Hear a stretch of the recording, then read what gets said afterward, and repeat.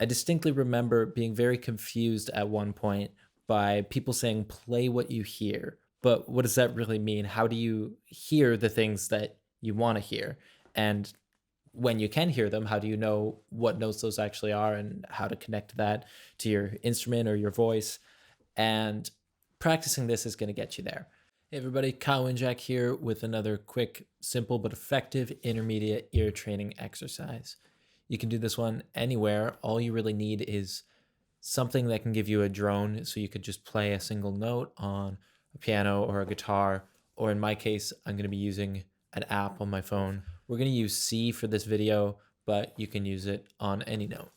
In fact, it's not a bad idea to try this in a few different keys because it'll help you be able to identify scale degrees quicker in those keys. I've got another video on that as well if you need some work on that. Anyways, let's throw the drone on C and we'll get going. So we're going to be working with the numbers 1, 2, 3, 4, 5, 6, 7. So you can take those numbers and throw them in a hat, or I've got an active imagination. I'm just going to make it up. So the exercise is simple. Each of those numbers corresponds to a note in the C major scale. And when you draw 5, for example, you know that's a G. So now you have to think of the G in your mind. And this is really important to really try to hear it as clearly as you can. And then you try to sing it. So listen to the C and try and hear that G, the 5th note of the scale, on top of that. G. So you want to try and get it as accurate as possible right at the start of the note when you start singing. And that's why it's going to be helpful to hear it in your head. And it's difficult to do that at first. So if you have to slide around to get to the note, it's no sweat, but try your best to hear it vividly before you even use your vocal cords.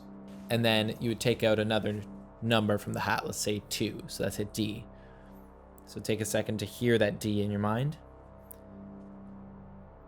D.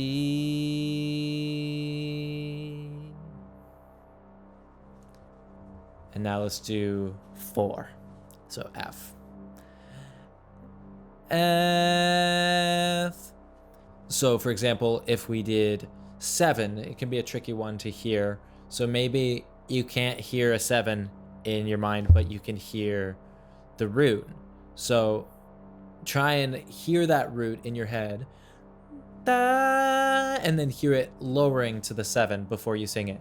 Da, be.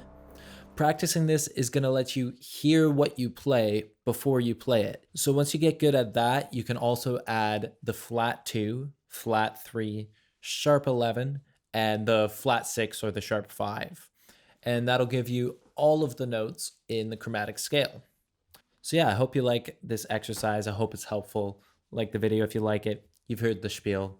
Comment, subscribe. You know what to do. It really does help me to be able to gauge what kind of content people are digging, and it helps it reach more people too. So I'll see you in the next one. I'm Kyle Winjack.